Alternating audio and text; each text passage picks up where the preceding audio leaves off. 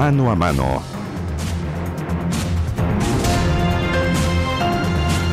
Lo habíamos anunciado, vamos a hablar del tema de las ISAPRES, de la salud, algo que nos importa tanto, las futuras reformas, las más a corto plazo, las más a largo plazo, cuáles se van a hacer, cuáles no. En fin, ¿qué pasa con este IPC de la salud? ¿Es referencial? ¿Es obligatorio? ¿Cómo va a ser en el futuro una vez que se apruebe la ley? Bueno, se lo vamos a preguntar al ex superintendente Manuel Inostroza. Muchísimas gracias, porque como ex superintendente de las ISAPRES, además, sabe harto de este tema. Muchas gracias por la invitación una vez más, Mónica.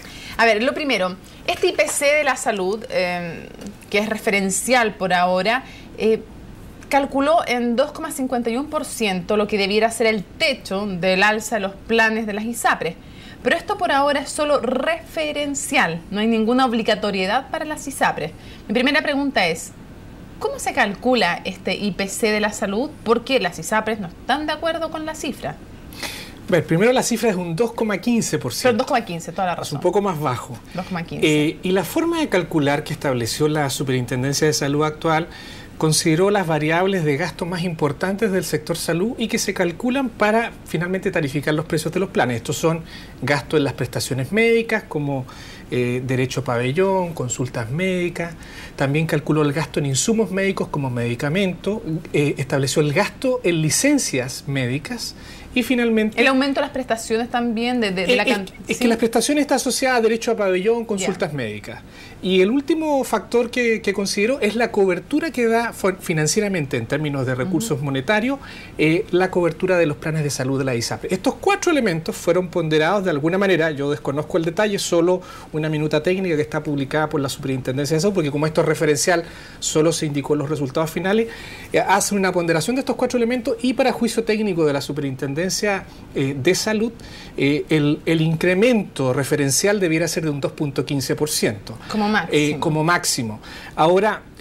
¿Usted no encuentra creíble este cálculo que se hizo del IPC de la salud? Sí, de hecho yo había proyectado hace un mes atrás como académico de la Universidad Andrés Bello un rango entre el 0 y el 2,5%, así que es consistente con las cifras que por lo menos nosotros en la universidad habíamos analizado. Toda vez que además las utilidades del sistema ISAPRE han crecido en los últimos 2 años un 260%, de 26.000 millones de pesos que se encontraban en el año 2009.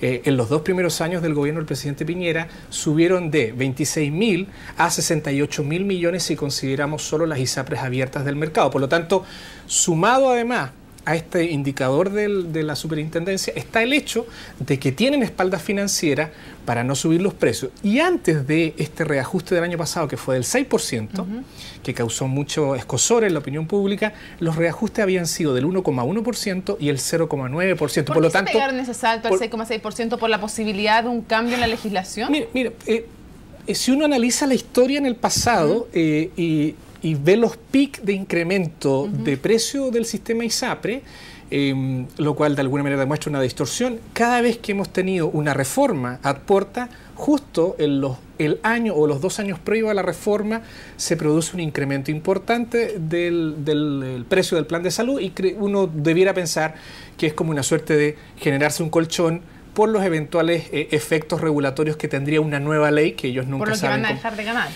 Así que yo creo que sí, por un poco haciendo un ajuste, un colchón previo, porque normalmente la reforma, de hecho de la reforma del 2005, que se hizo la última reforma cuando yo era superintendente, las utilidades bajaron de 58.000 a los 26.000 millones con los que llegó el año 2009. En la asociación de ISAPRES, Hernán Doren sostiene que el estudio que hicieron ellos a través de la UDD les da un 5,9% de incremento en los costos y además cita como por ejemplo el aumento en 8,8% del salario del personal de salud. ¿Qué hizo usted esa cifra?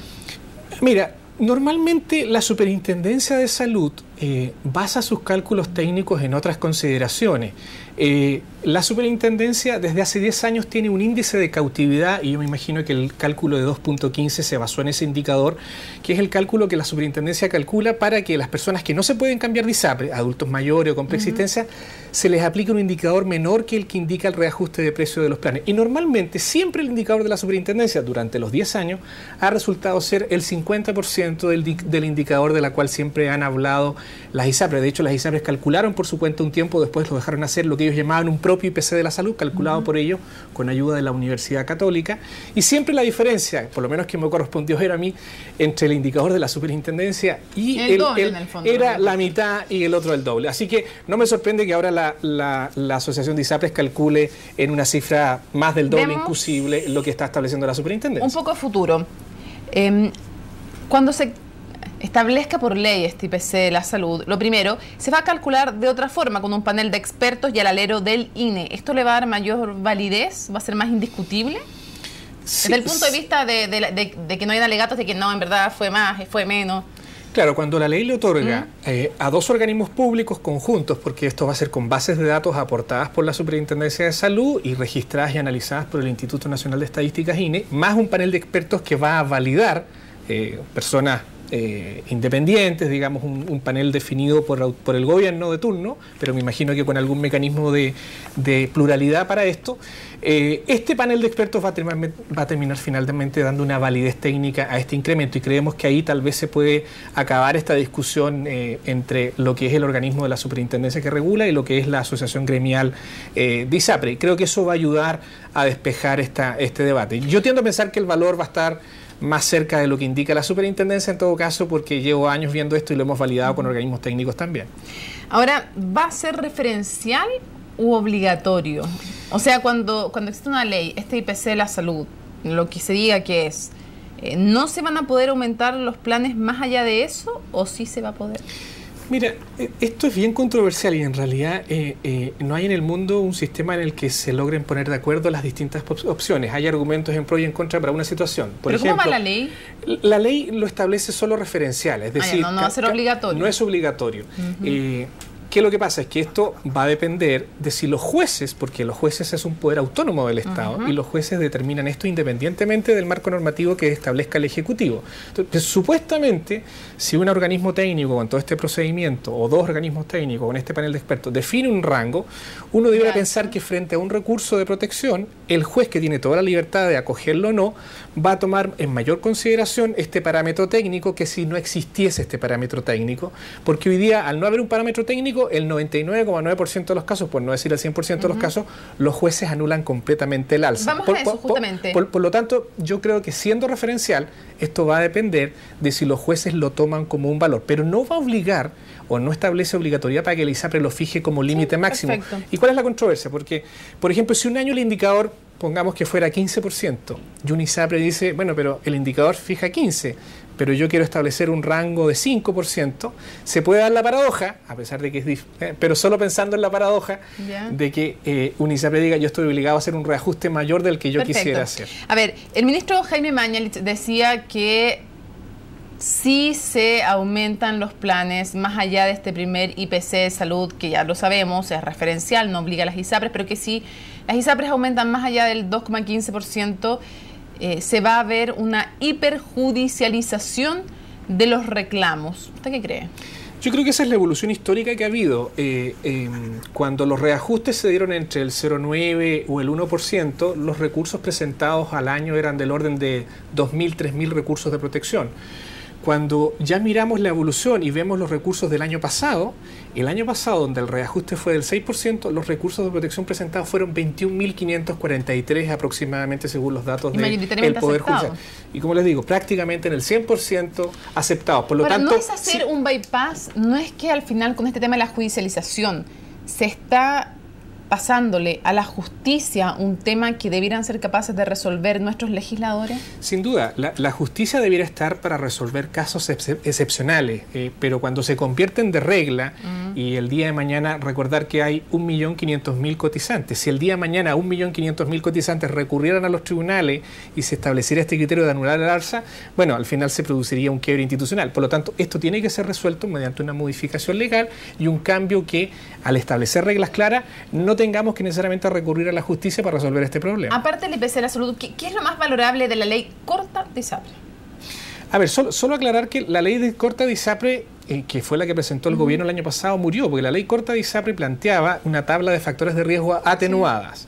Esa ISAPRE, ese proyecto de ley que era porque planteado por la ISAPRE... sido considerada discriminadora por los tribunales. Claro, la antigua tabla, que tenía diferencias más grandes, fue considerada discriminatoria. El gobierno presentó una tabla más atenuada, pero como era tabla, al fin y al cabo, el planteamiento de la concertación en diálogo con el gobierno fue rechazar ese proyecto de ley. Se armó una comisión presidencial, de la cual me tocó formar parte, con recomendación. Y propusimos una recomendación que es eliminar las tablas de factores y crear un nuevo plan que se ha llamado el Plan Garantizado de Salud, que no tuviera discriminación ni por sexo, ni por edad, ni por preexistencia. La prima o el valor que se le cobra por ese plan garantizado es igual para todos, independientemente si tú eres joven, sí, mujer, ahora se está diciendo que podría, hombre, para los más jóvenes, incluso ser menor ese plan garantizado de salud. Otros dicen que eso va a implicar que ahí queda como un descalabro con las cotizaciones. Bueno, lo que pasa es que si queremos cambiar radicalmente el sistema ISAPRE y acabar con esta falta de solidaridad y discriminación que hoy día tiene, hoy día, si yo soy joven y tengo entre 20 y 25 años o entre 25 y 30 años y empiezo a trabajar, probablemente pago muy poco por mi plan de salud.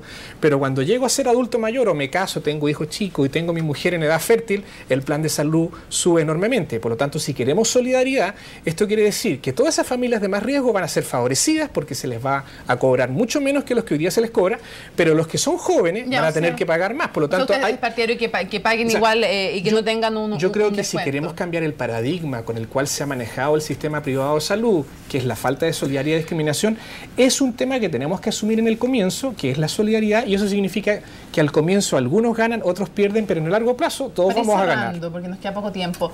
¿Qué le falta a la ley larga? ¿Qué cosa usted extraña que tenga? A ver, lo que pasa es que el planteamiento de la comisión había sido establecer un plan garantizado que incluyera al FONASA y a las ISAPRES. Una bolsa común, digamos. Con un fondo solidario común, y así se eliminaba la preexistencia y los problemas de solidaridad, de falta de solidaridad en todo el sistema. Lamentablemente el gobierno no acogió ese planteamiento y por eso consideramos que esta es una segunda mejor opción. Al menos hacer esta transformación solidaria en el sistema ISAPRE, y más adelante, cuando el país tenga los recursos necesarios o haya voluntad política para introducir los recursos, para eso probablemente se va a requerir una reforma tributaria, porque esto significa incrementar de manera sustancial el gasto que hoy día se hace en el sector público, cosa que el plan garantizado sea equivalente. ¿Se van a eliminar las preexistencias? Respecto al plan garantizado, y por esto es el problema, respecto al plan garantizado que se defina, al interior del sistema ISAPRE se eliminan las preexistencias. ¿Qué es lo que pasa? Que como no es fondo solidario común, si yo soy de FONASA y estoy en FONASA y tengo una condición de riesgo, tengo una patología preexistente o tengo más de 60 años y me quiero mover a la ISAPRE todavía en esta ley tiene la facultad legal de no recibirte, porque la eliminación de preexistencia se da con cargo a las 3 millones de personas que hoy día están en el sistema. Perfecto, pero si yo me enfermo de algo que no está dentro del plan garantizado, ¿sí me corren las preexistencias? No, o sea, las preexistencias se eliminan para cualquier patología en el plan garantizado, pero para las 3 millones de personas que están en el... Sí, lo entiendo, pero solo para el plan garantizado. ¿Pero qué pasa si yo me enfermo de algo que no está en el plan garantizado? No, es que el plan garantizado no discrimina por patología. A diferencia del auge, cubre cualquier prestación y por lo tanto da lo mismo cualquier patología. Hay un tema que sigue siendo súper polémico y es la integración vertical. Y por esto, para explicárselo a la gente, me refiero a cuando una ISAPRE es dueña de clínicas y de otras cosas. ¿Qué cree usted que habría que hacer en este tema? Bueno, ahí el tema se vuelve mucho más complejo, porque efectivamente se eliminó la integración vertical en el año 2005, pero respecto de que una ISAPRE bajo un mismo RUT y una misma empresa tenga una misma clínica, pero no se eliminó el hecho de que lo que hoy día se conoce holding de empresa, una ISAPRE en una estructura más amplia de empresas tenga una ISAPRE y una clínica, y aquí ya estamos viendo que lo que no se gana por la ISAPRE se puede ganar por la clínica. Si nos interesa hacer transparencia, lo que debiéramos hacer es fijar un mecanismo de control del gasto en salud, ya no solo mirando las ISAPRE, sino que mirando a las clínicas. Porque, por ejemplo, que sean dueños de las dos cosas. Se puede prohibir y buscar algún mecanismo de que haya más transparencia y competencia en las clínicas, porque si yo, por ejemplo, el día de mañana yo soy holding, yo digo yo me aferro al marco regulatorio que me impide ajustar utilidad o rentabilidad por el plan de salud, pero hago la rentabilidad por el tema de la clínica. Ser dueño de las dos cosas, ahí sería más fácil, más radical. Sí, sería un mecanismo que permitiría introducir competencia y transparencia y evitar que se produzca un fenómeno de falta de competencia, que es lo que finalmente afecta a la ciudadanía. Háblenle a los usuarios. Si alguien tiene que contratar un plan de ISAPRE, ¿en qué cosas es importante fijarse? Porque yo le digo, por ejemplo, que a uno le dicen, el mínimo con el que tiene que cumplir la ISAPRE es con las prestaciones que están codificadas en FONASA. Cumplen con mucho más incluso. Sí. Pero hay veces que te dicen, no está codificado FONASA, así que no se cubre. Más allá de ese punto que yo le toco, que puede ser uno de los puntos a fijarse, ¿qué le diría a usted? ¿Cómo recomendar elegir un buen plan de ISAPRE? Mira, hoy día un buen plan de ISAPRE en realidad es un vehículo para llegar a un buen prestador, a una buena clínica. Lo que uno hace hoy día, un poco por el desprestigio en el que han caído la ISAPRE, es decir, bueno, ¿qué clínica me interesa llegar y atenderme? Por lo tanto, uno cuando elige un plan está eligiendo una carátula que dice 90%, 60% ambulatorio. Lo que uno debiera pedir es una cartilla de prestación. Hay una cartilla de 58 prestaciones que son las más frecuentes: el parto, la colelitiasis, los principales exámenes de laboratorio. Esas 58 cartillas, si usted las pide, al final te va a dar la cobertura en dinero en la clínica que a ti te interesa. Y si esa cobertura en dinero es adecuada a lo que es tu capacidad de pago, estás frente a un buen plan de salud. De otra manera es imposible, porque cuando a ti te dicen 100%, pero con un tope del arancel XXX, que uno no lo entiende, probablemente cuando lo cruce con la clínica que a uno le guste, el copago que va a tener que hacer en plata de su bolsillo es tan alto que va a ser engañado por este factor. Por lo tanto, fíjese a dónde tienen que ir, con qué copago, con qué límite además al copago y con qué límite anual por persona y por grupo familiar. Por eso es que lo más práctico es cuando uno tiene una clínica que le gusta, es pedir la cartilla para esa clínica, compararla entre otro plan de salud y decir, mira, ¿cuál cartilla es mejor en mi cobertura, menor el copago? Si esa es la que más me conviene en virtud de esa clínica, ese es el plan que mejor te conviene. Antonio Ostroza, muchísimas gracias por habernos acompañado en este mano a mano aquí en Noticias 24. Encantado.